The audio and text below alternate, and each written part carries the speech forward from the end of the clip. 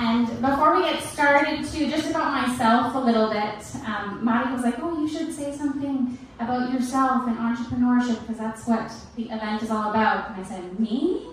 Yes. I am an entrepreneur. I right away go to the brain of, oh, I'm a teacher. That's what I'm a teacher by trade. I teach French immersion with the Toronto board.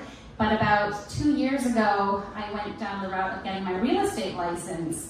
And I had already done property management for about 10 years, and it felt like the best way to connect the two. I was already helping so many renters, and I decided if I get my license, then I can build that business. And if I think about it, it really is. It's an entrepreneurial route. So right now, I work for a brokerage, real estate homework, but then I work from home. I work all over the city, and I help renters and landlords, sellers and buyers, and I'm building that. I'm 2 years in now, but I have a lot more still to learn, and it's been a learning curve and a great business to be a part of.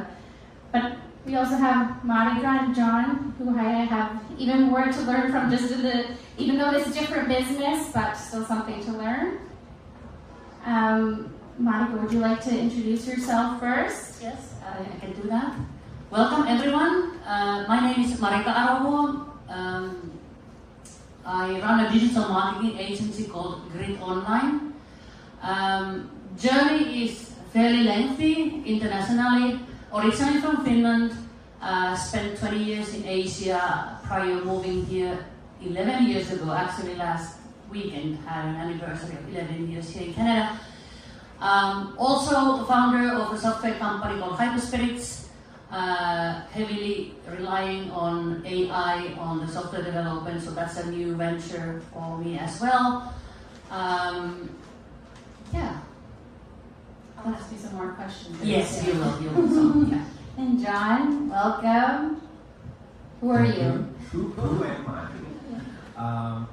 Well, my name is John Christensen. I am the owner of this venue that you're sitting in right now. Lucky enough to be this part of the history of this venue, as it's gone back 45 years in the city of Toronto, but I get to be honored to be this, part of history, at least involved that way. But my background has always been hospitality and tourism, in terms of my businesses and such. But I think I'm still pretty new in the business world and learning every single day as I go. So I'll learn a lot from you too, Marika. Thank you so much. Well, me as well. We have all different entrepreneurial backgrounds and ages, so I'm quite new, and not that we go up, but we all have different backgrounds. So we'll start from the beginning. What led both of you to entrepreneurship? And was it something that you planned, or is it just something that evolved over time? Either one of you. Start first? Yeah. I come from a fairly modest background. I grew up at the farm. My parents were farmers.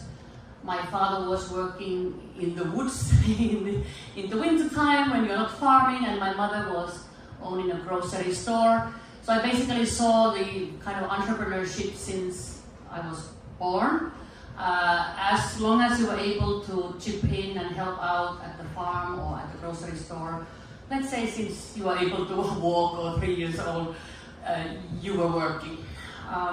So child labor was used in Finland back in the 1970s already. So I saw that my plan to become an entrepreneur wasn't really planned. I studied computer science. I met my husband there. He was one of the classmates. My first job, which was with Nokia. Many of you old enough might know Nokia may have used the mobile phones, but the infrastructure is still what is the core competence of Nokia, and I was working on the infrastructure side as well.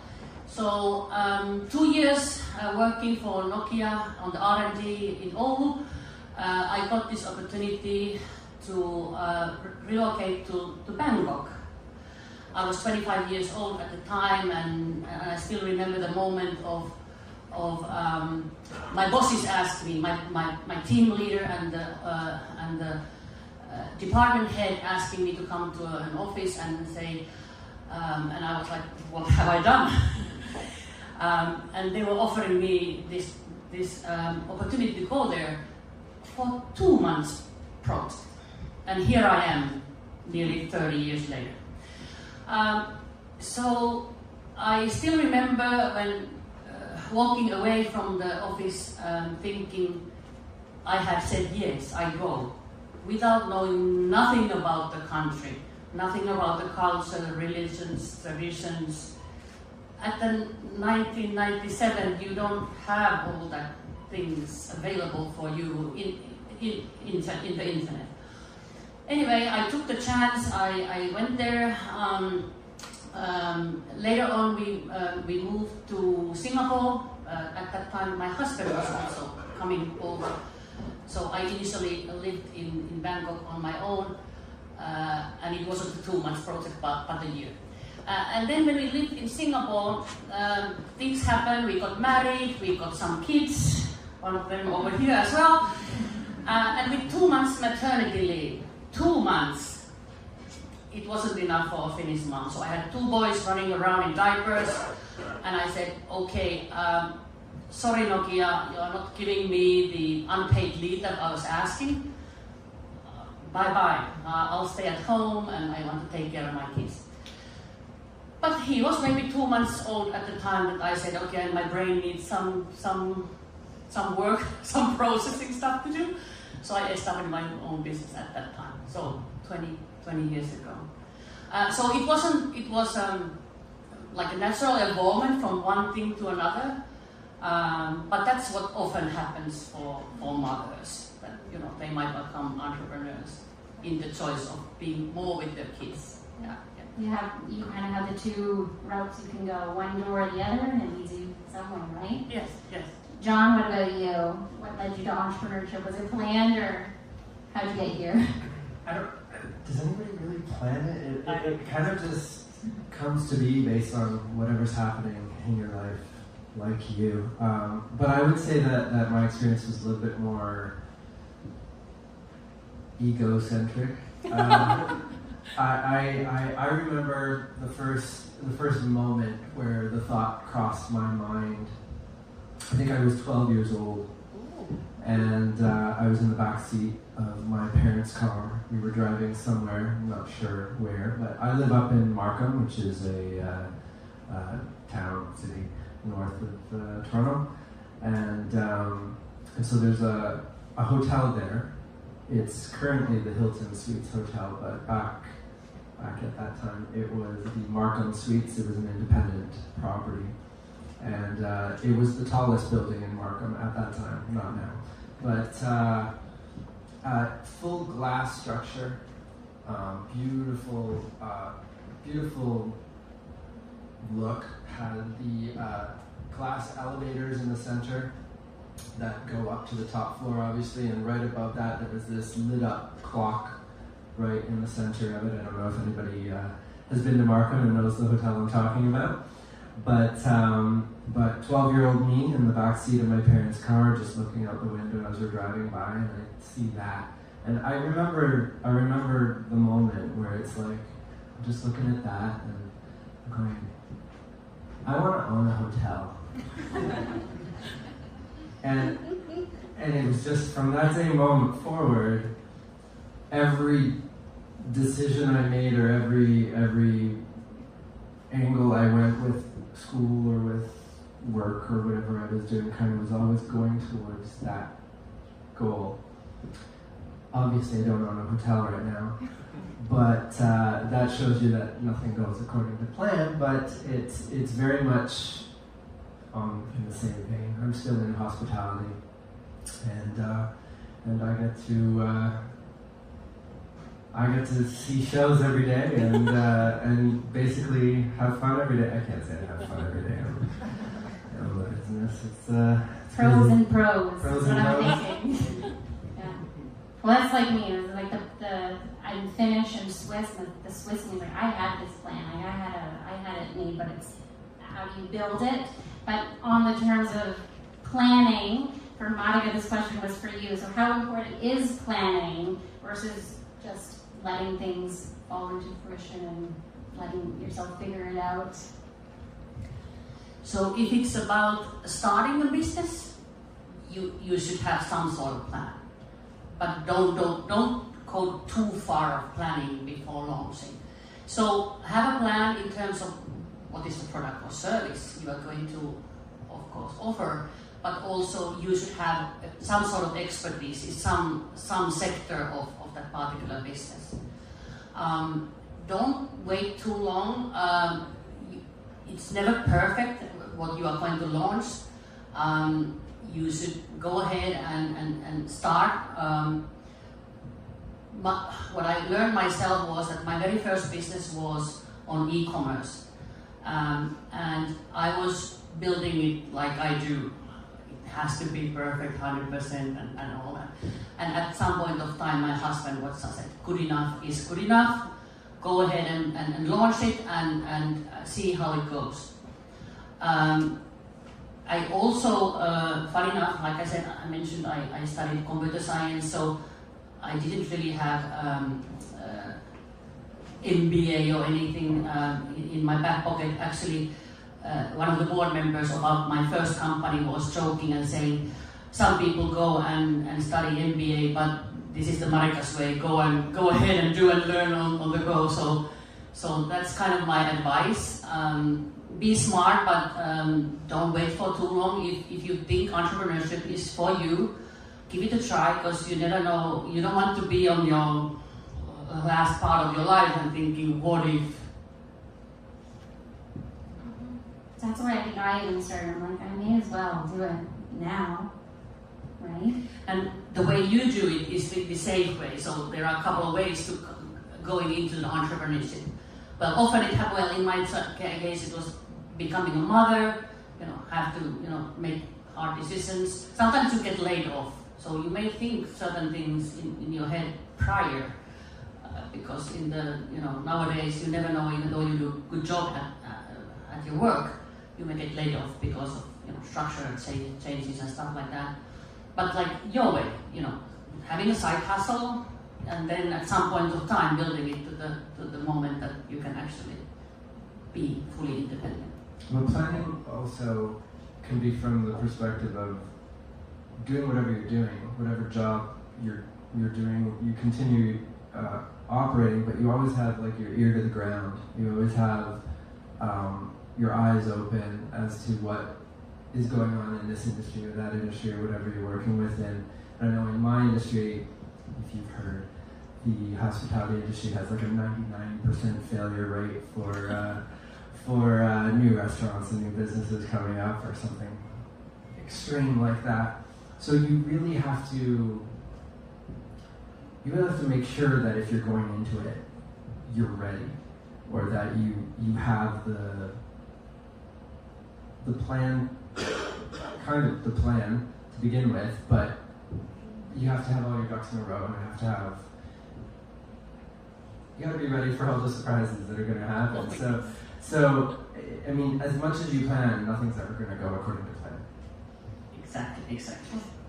That's actually my question to you, John, was all about misconceptions. And there was 12-year-old John who had the dream, but what would you say are some of the common misconceptions that people have about entrepreneurship? Oh, you own a business, so you must be rich. No, I got a hole in the elbow of my jacket. I'm saving up to replace that because I'm working all the time and all this stuff. But I mean, no. The big misconception I would say is that you have all this free time. You can choose your own hours. I'm going to do my own business because I can choose my own hours. I can be free. I can do all this stuff and that. And to be very honest with you, you're less free than if you're working for a company, because everything depends on you, and the business has to operate whether you're sick, whether you had a bad day, none of it actually matters, and you end up working more than if you're working for the company. And I would say that's the biggest misconception.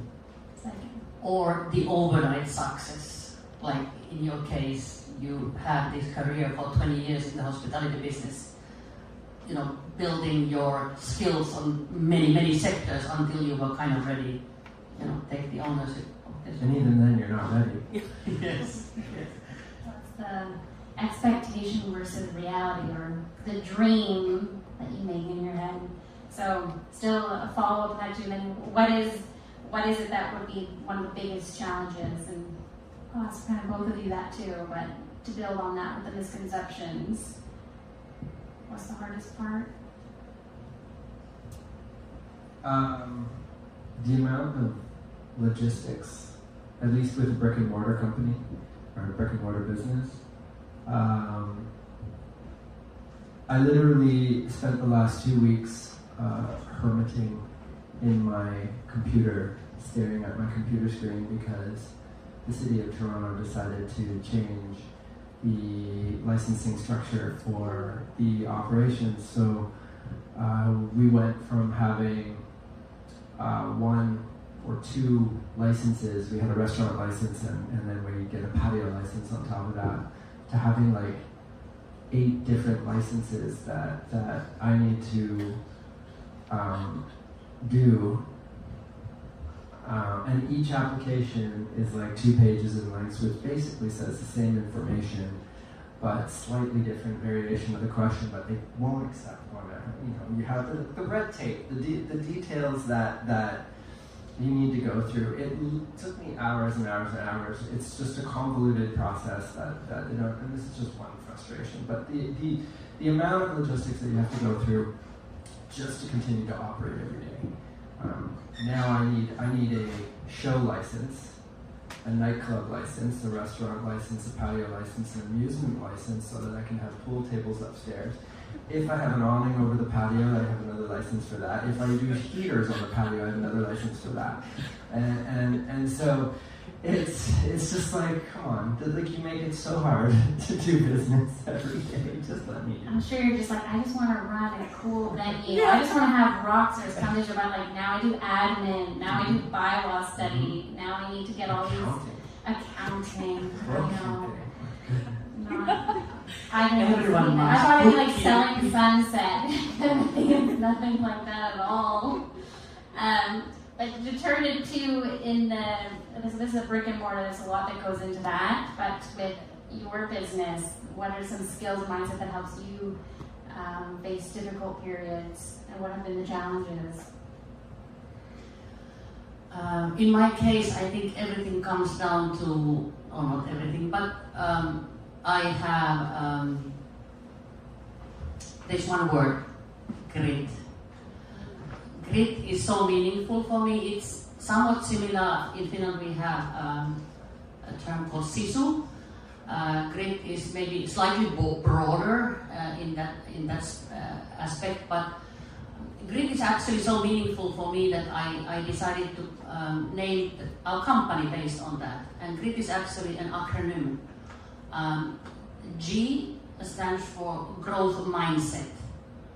When you are a business owner, you need to be very, you need to learn from mistakes all the time. So that's basically it. So if you are having a fixed mindset where you think your abilities and skills and intelligence are fixed, you don't have the entrepreneurial mindset. So that's definitely very meaningful for me.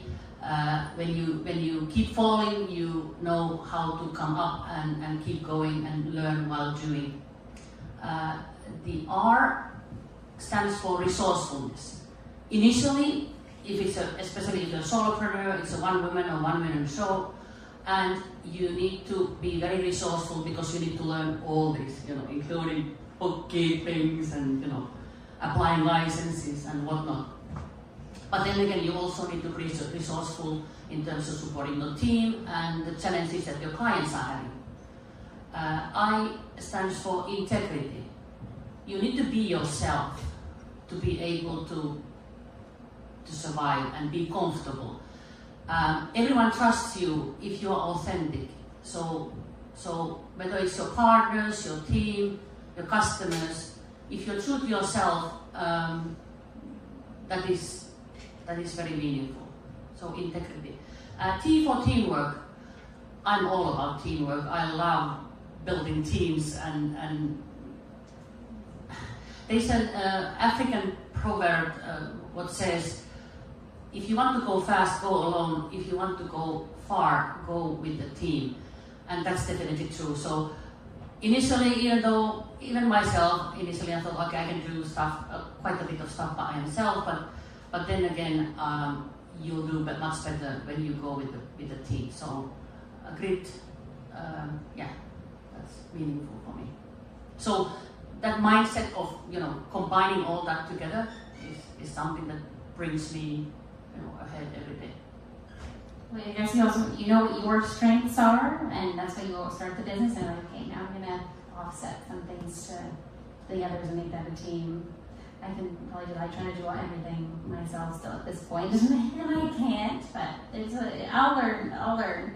Marika, what are also, as you built it then, some of the proud moments that you've had with the business? So you had all these things to line it up that were important to you to begin grit.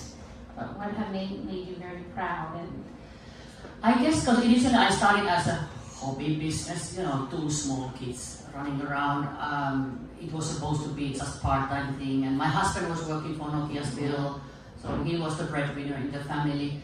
But things changed, and at one point of time there was a need for me to be the breadwinner, and through the business bring the financial security for the family. And I think that was one of the biggest proud moments, understanding that, hey, with my efforts and what I've been able to establish, our family can be financially secure. Secondly, I would say my kids have seen me, since we're baby, mom running a business and always being busy, hardworking and stuff. And seeing them still be interested in they clearly have same traits and similar interests, becoming independent and potentially running their own businesses at some point of time. But then again, I'm also happy that they are interested being involved in my business. So the older son is fully employed by us. Elias is chipping in whenever he can, whether volunteering or being voluntold, but he seems to be happy, seeing what we are doing. So kind of I hope I'll be able to, I'm happy that I'm able to see the difference that with my example, my kids are able to see, and then potentially leaving even a legacy, a business that my kids will take over at some point of time. that's really great. That's what I think everyone who starts in the journey hopes that they can do. But turning it all around, entrepreneurship can be very intense, and we're all trying to also take care of ourselves. John, because of that, what would you say you do to take care of yourself and avoid burnout? Burnout is that big word. We're all trying to avoid it, but what do you do? I don't. I am very much burned out. I need that advice. I need to see. You hear it all the time. You hear people go, "You have to take care of yourself. You have to, make sure you go home. Make sure you do this." But you still have that. You still have a business to run. You still have everybody depending on you here or wherever. And I honestly don't know. How do you avoid burnout? You have to get to a financial point where you can. So you just have to rock it until you can take that moment or hire the people that can be able to kind of cover you, because you can't just go home. The business still has to run. So please tell me how to avoid burnout. Monica, that's on you. Do you have something else? Earlier on, I was some sort of sports maniac as well, running full marathons back in Singapore still 10 years ago. I'm like, how did I do it? Anyway, nowadays I think more importantly, the mental health is even more important, I would say, at the moment, at least for me.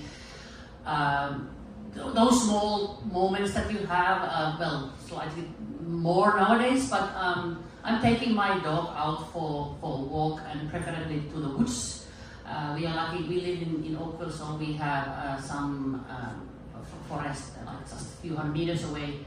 So just, what the Japanese do, forest bathing. You are there on your own, you see your dog is happy, going for a walk. You get some exercise at the same time, but those moments. And then I also love cooking. So that's something I love to do. And I think I'm even fairly good at it. So that gives me happiness, those small moments when the family is like, the food is amazing. Yeah, so. Hear that, John? Gotta walk my dog. Let's cook together. No, you have to. I get it totally. It's like, take care of yourself. Fill your bucket. Yeah. But it's and these events. Yeah. These are filling my bucket. Mm-hmm. Definitely. Yeah. I was going to say, it's like easier said than done. Like, no, you come to these things and help yourself. Speaking of filling a bucket, is anybody thirsty? We have a lovely sponsor, Long Drink. We're cutting to the near the end. Finish Long Drink. Drink. Finally here. Finally here. One for you, or you want? No, I'm good. You want this one? Yes, I do. Sugar-free. There's a sugar-free and a sugar. Thank you. This helps too, a little bit. This is how we fill our bucket. Come to the Rivoli and drink. Yeah. Yes. But it's not, and when they say again, fill your bucket to yours, it doesn't have to be a moment. It doesn't have to be like taking a long trip or going off to do a yoga retreat or anything. It could be taking how many? I don't know. Mini moments. Yeah, mini moments to yourself.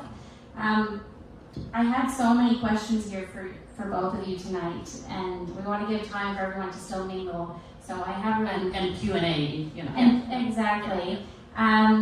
So for John, if you could still, I know there's so many facets to this, but if you could give the young professionals here just one piece of advice, thinking about entrepreneurship, what would it be? Just one. Make sure you really like what you're doing. You have to do it constantly every single day of every minute of every day. And if you don't like the industry you're in, you don't like the job you're doing, then it's not going to last very long at all. Yeah, definitely. You need to consider that entrepreneurship is not a job. It's a lifestyle. You need to understand that also it doesn't only involve you, it involves the whole family. So if you have a partner, wife, husband, family, they are all in it. And they will either suffer or so they will see ups and downs. So that's definitely among one of the advices I want to provide and give.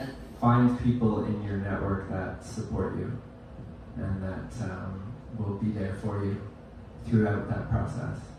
Because all too often you get too busy and people just disappear. Yes, exactly. Yeah. True. That's nonstop. I find myself even at a dinner or even anywhere, like the texting or the calling. I know I'm working. Like I'm not removing myself from this. So, but it's a pro to that too. I could be at a dinner. I could be on a trip. I could be anywhere, but I'm still working. And I'm sure you feel that the same. Yeah. Lots of conversations about like you're here, but you're not really here. Yeah, no, exactly. Not really here.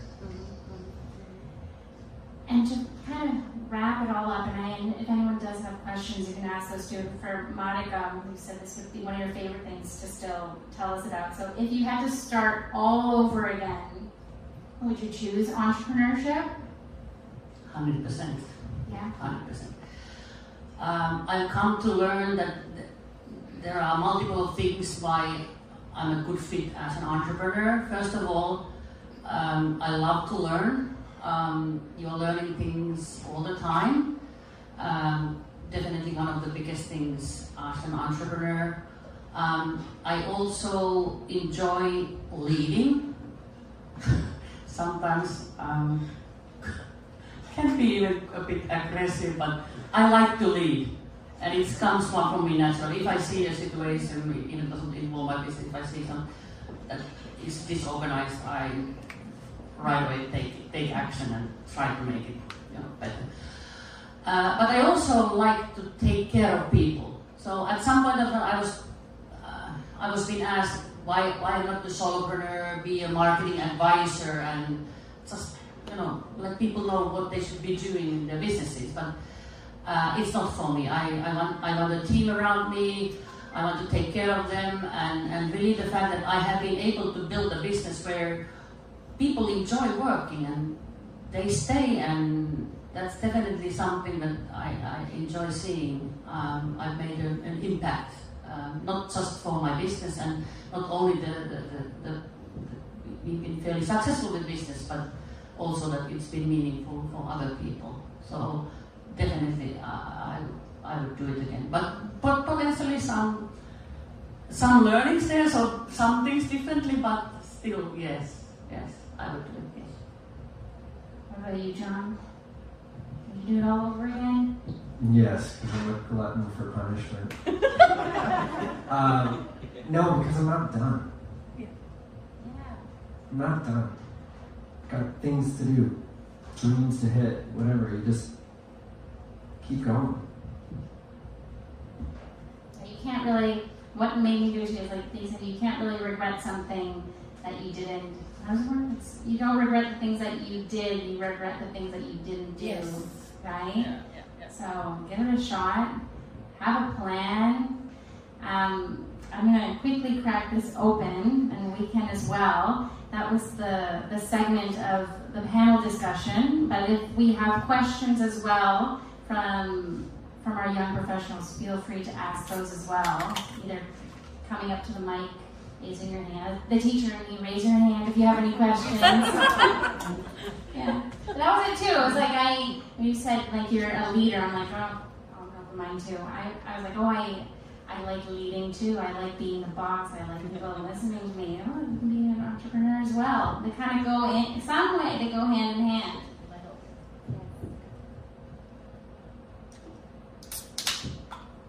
I'll say school. School. And thank you so much to John and Marika for this discussion tonight. I'm sure everyone learned a little bit from the two of you. Thank you, John, as well, for, again, the venue, for the food and the drinks. Long drink. We had, was it Unibrew? The name of Unibrew was Royal Unibrew. Royal Unibrew. So if you had any of the draft beers, all of those. And the Magners. We were well taken care of tonight, so thank you to all of them as well. So any questions? Was there any questions? Yes? Yes, so I think, thank you all for your time today, and I think starting a new business is a different beast in itself, and scaling that business is another beast. So how was your experience, scaling your businesses to this level today? What challenges did you face? I'm happy to hear your thoughts. I actually have a joke to tell. The very first business that I established with a business partner in Singapore, we took a personal loan and heavily invested in product design and the production itself, and then learned that, there is no budget for marketing. And now I'm running a marketing agency, so maybe that was a hard way. So it took longer when you are not investing, for example, in marketing and sales. It's going to take longer to scale. The being afraid of taking some risks is one of the things that are going to. And then if you are into finding funding, that's of course one way of scaling faster. We've been building the business kind of organically. But definitely networking is very important, especially here in Canada. In some countries it doesn't matter that much. For example, compared to Finland, it's not as meaningful as here. But that's also one of the things. That's how you might find new business partners, even funding. Yeah. Networking is huge for so many businesses. I would actually say marketing as well. Networking, yeah, absolutely. This is important, but marketing. I'll give you the example of Rivoli. Rivoli, like I said, has been here for 45 years. So in my entrepreneurship mind, I'm like, sweet, let's go in, it's already there, everything's set up, we're good to go, I can just continue, it's going to grow, it's going to be great. But if you think about it from a societal point of view, I came in at COVID time, which was interesting. And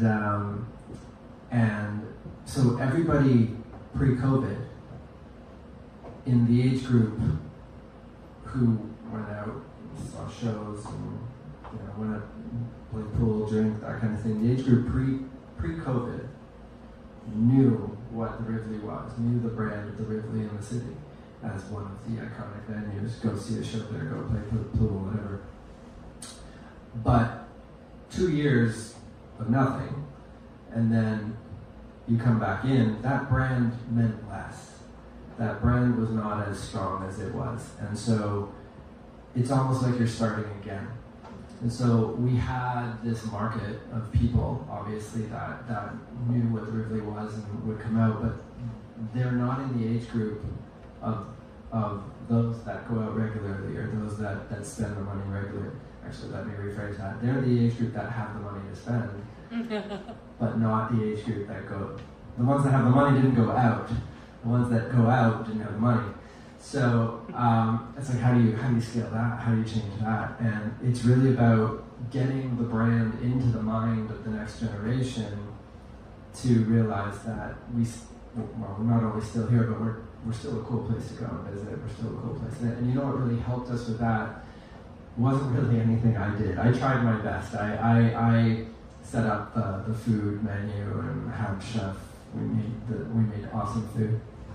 You create the service level. You create standards in terms of setup and how we operate.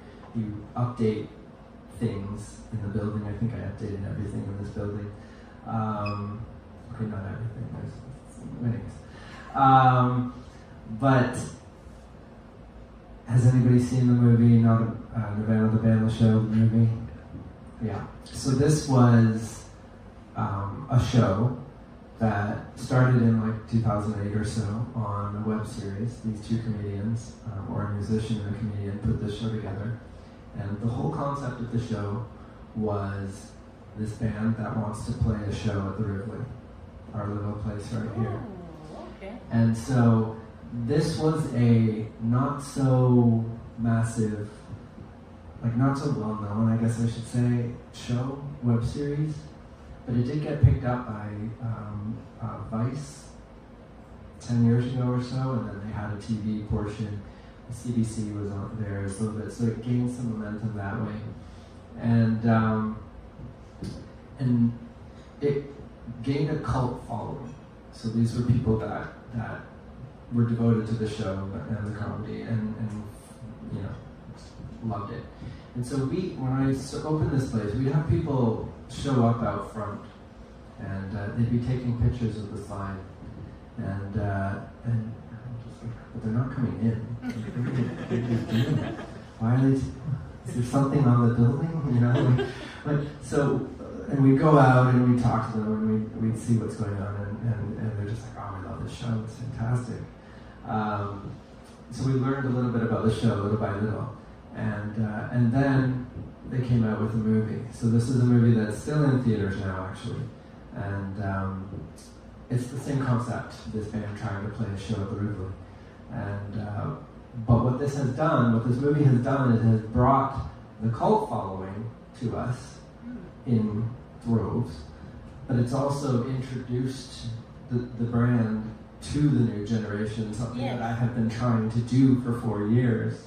But this movie did it for me, which was fantastic. I'm not complaining about it at all. So now people go see the movie, they come and have dinner and whatever. And even, like, there's people across the board now that are coming in, and it's revitalized the brand a little bit. And 2026 has been awesome for us because it's just, people know what the Rivoli is now, and it's thanks to some random show that we didn't know. The funny thing about their comedy is that they don't tell anybody that they're doing the things they're doing, right? So they would film episodes here, but we wouldn't know who they were. Like, they'd show up, and there was one episode, I don't know if anybody remembers Now Magazine. It was a magazine, free. It was free, right? Free magazine where you could put ads, and you pay for the ads and stuff, but everybody could just pick up and read it. And a lot of time for the entertainment district, all the shows and the parties and the events and everything was listed in this magazine, newspaper style magazine. And so one of the episodes was them, or I guess I should preface this by saying, they're trying everything to play the show at the Rivoli except call the Rivoli. and so one of the episodes is them sneaking in, stealing our telephone, going out, making a call to Now Magazine using our telephone to post an ad in the paper saying that there's a show at the Rivoli with them in them. And so it's the antics of them doing all of this stuff, which is the hilarious part of the show. But nobody ever knew what they were doing, so they'd come in and they'd be acting all weird, and we'd all be like, "Hi, how can we help you?" Okay, and they'd say weird things, and you're just like, "What's going on?" The staff that's interacting with them really have no clue. You guys should really go and see the movie, by the way. I highly suggest it. They do some crazy stuff, and I won't ruin it for anybody, but it's lots of fun, and you see a lot of the river. What was it called again? Nirvana, the band, the show, the movie. We got Nirvana? Yeah, but not that one, Nirvana. Oh, okay. Well, that's one We way. can maybe mention it in the newsletter when we send it out later. Yeah, For sure. Yeah. Yeah, there's one way to just, as you ask, scale a business, one way to get business. And So I scale business by not scaling their there business. you go, there you go. Do you have any other questions for our entrepreneurs? Well, feel free to also ask us at any point too, because we're going to be here still. What time is it now? We have quite a bit of time So, left. do we want to mingle and Yeah. a little bit, and then we can have that fun Yes. truth and a lie? Two truths and a lie. Yeah. Yeah, so once again, feel free if you have questions for us, or even just in general have these discussions about entrepreneurship, about your businesses, continue networking, and then in a little bit we'll come back. We gave you those sheets, the two truths and a lie, and we'll tell you what you're going to be doing with those very, very soon. All right, so we'll see you all back very soon. Thank you again, Marika and John. Thank you. And to everyone else.